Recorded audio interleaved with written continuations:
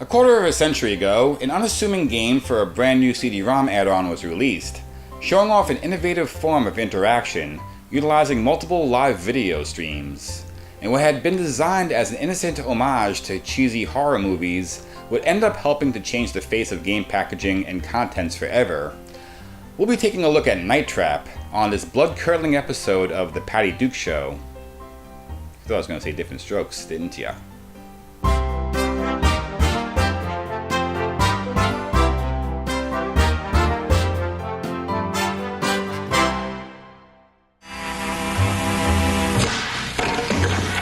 I said chocolate chip. Say it. Say it. Okay, to me, if I may, the nerd that you have made into a hero by encouraging him to buy Mortal Kombat looks to be under 13. On December 9th, 1993, Senators Joe Lieberman and Kohl publicly discussed a couple of their favorite video games with their closest friends in the Senate. Your tax dollars at work. But we're getting ahead of ourselves here. Throughout the 80s, the idea of utilizing full-motion video alongside or as a replacement to traditional graphics sat simmering in the minds of many game developers. Hard not to see why. The Laserdisc-fed visuals are quite appealing, especially compared to games with standard, low-definition sprites. But it had a couple of huge drawbacks. First, the interaction was limited to precious few predetermined choices, with full player control barely an illusion. The second main problem was that interactive full-motion video technology was mostly confined to the arcades. How'd they get a cartoon into a video game? You're so dumb. They pour it in the top. Unless you want to stretch the definition of interactivity and include those laser discs from Optical Programming Associates, bringing full-motion video games to the living room zenith was just way too cost-prohibitive at the time. Ask Rick Dyer, founder of RDI Video Systems. The company developed a home-based laserdisc console known as Halcyon. Slated for release in 1985, the console was essentially a laserdisc player attached to a proprietary computer. However, its rumored price tag of $2,500 meant that practically no one would ever own it.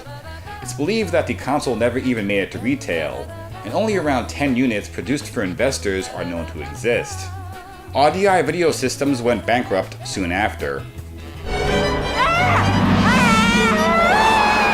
Even though the novelty was beginning to wane in the arcade, Tom Zito believed full-motion video still had plenty of potential.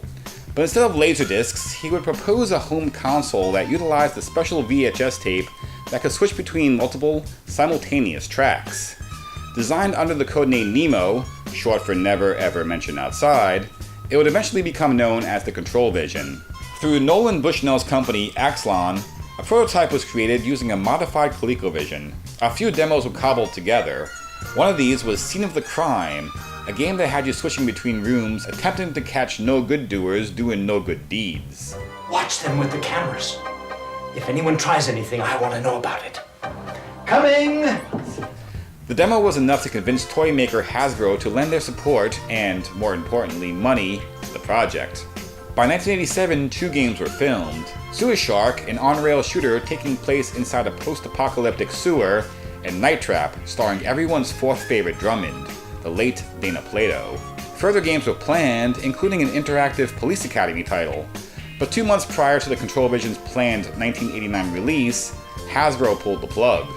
At a suggested retail price of $299, it stood a poor chance in the face of stiff competition from Nintendo, and to a lesser extent Sega, both of whom provided more and better content for way less money. Movie quality visuals be damned.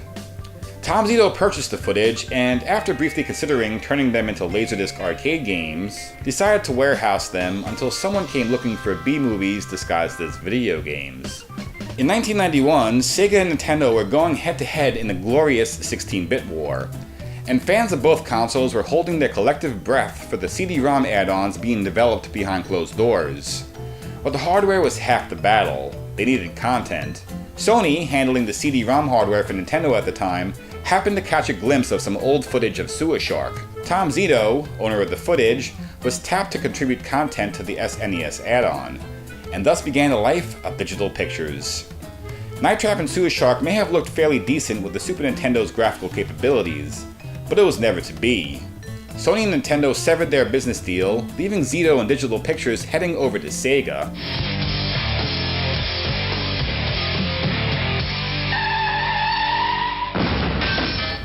While a bit weaker in the color department, the Mega CD, or Sega CD here in the States, had one huge advantage: it actually hit store shelves. The Sega CD was released in the US on October 15, 1992, with a handful of launch titles. Digital Pictures was the most prolific contributor, as 4 of these launch titles came from them: 2 Make My Video titles developed exclusively for the unit, and the 2 Control Vision games, Sewer Shark and Night Trap.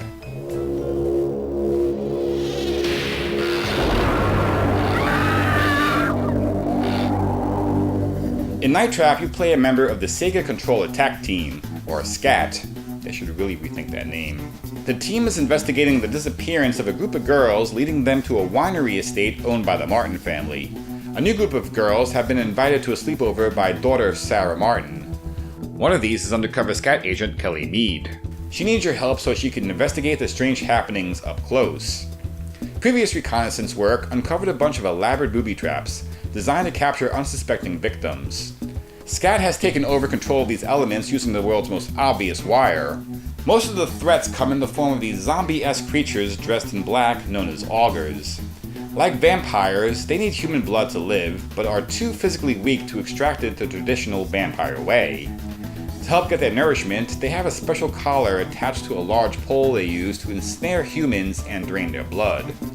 As you play, you'll learn that the Martin family, while seemingly nice, are actually junior vampires.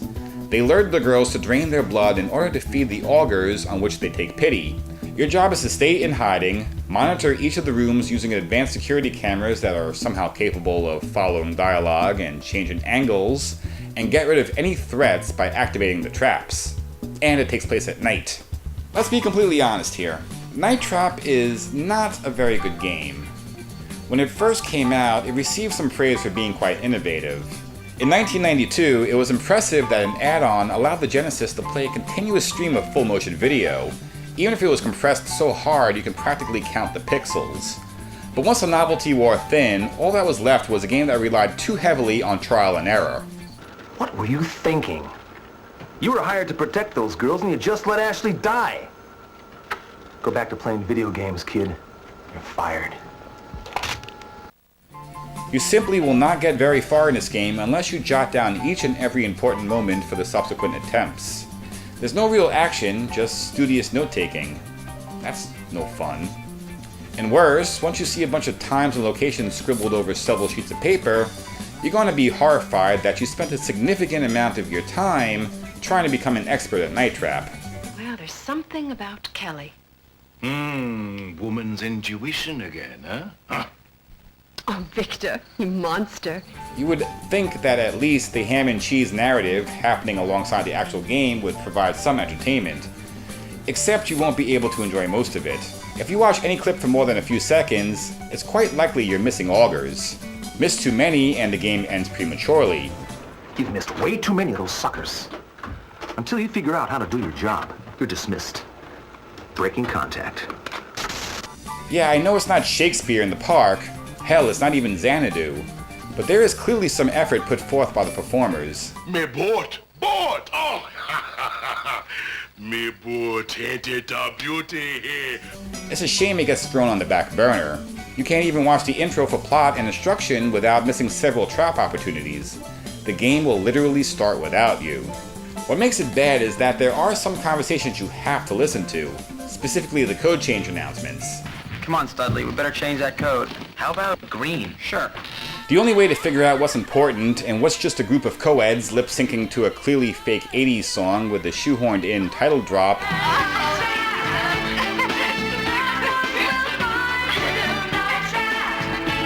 is, once again, tedious trial and error. Once you have all the times worked out, or just use the walkthrough, it becomes a matter of just watching the clock, keeping track of over 100 tiny button press appointments, as if you're the game's personal assistant.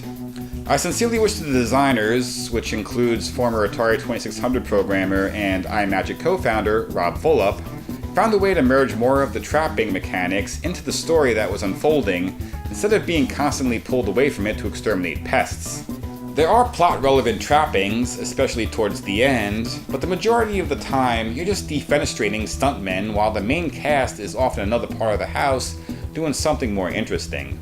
Night Trap initially sold okay, but it most likely would have been largely forgotten were it not for some good, old-fashioned moral guardian paranoia.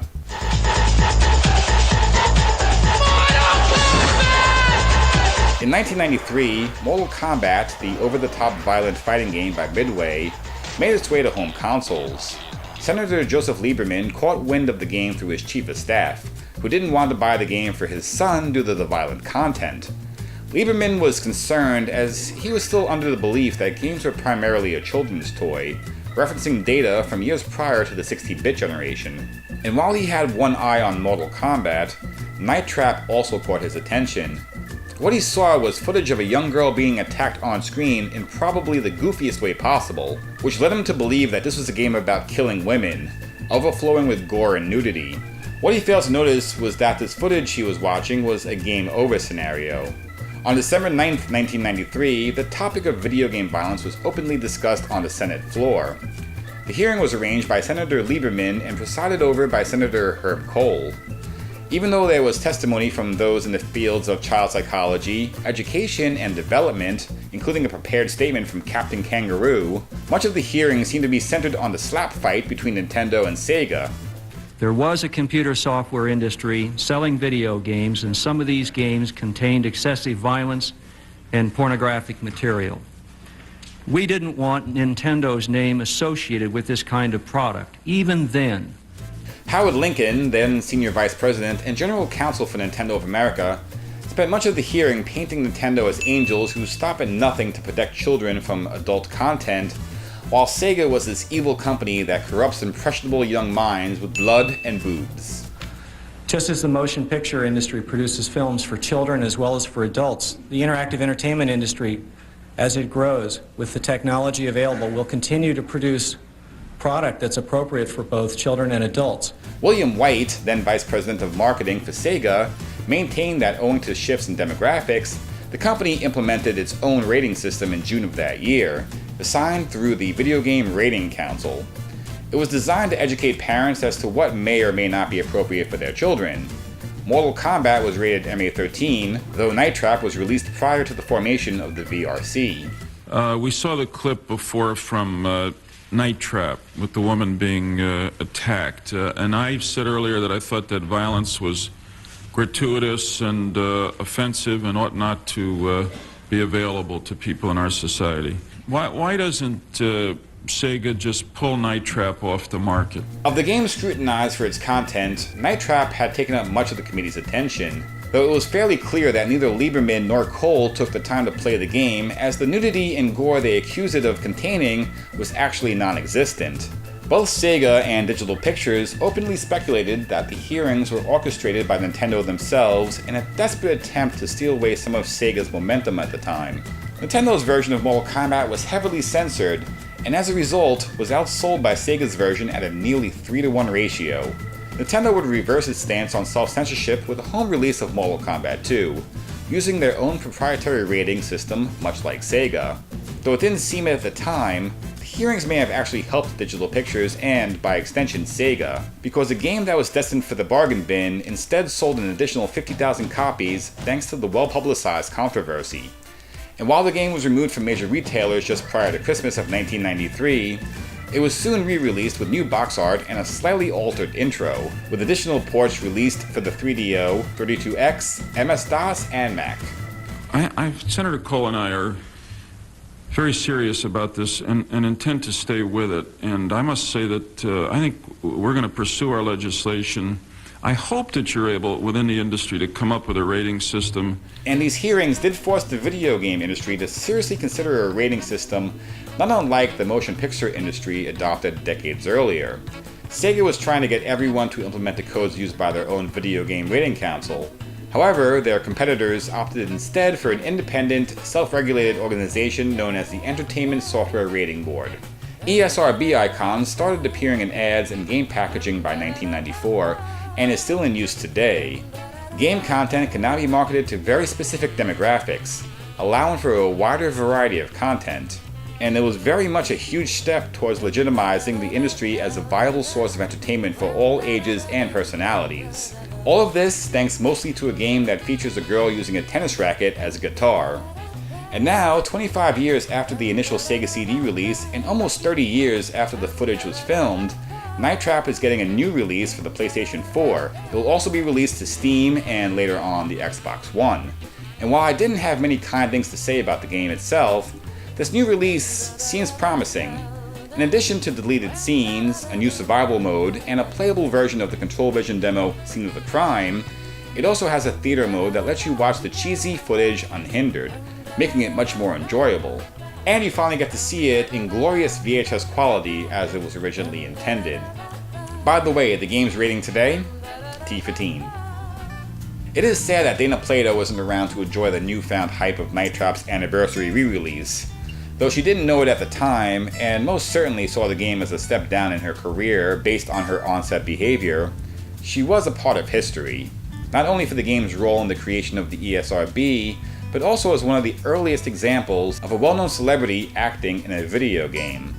This was Dave for TeeVee Games. I'd like to say this is the last time I'm touching anything Sega CD or digital pictures related, but I just know sometime in the future I'm gonna have this dumb idea to tackle all those Make My Video titles. I'm dreading that day. But until then, like, comment, subscribe, and as usual, see you next time.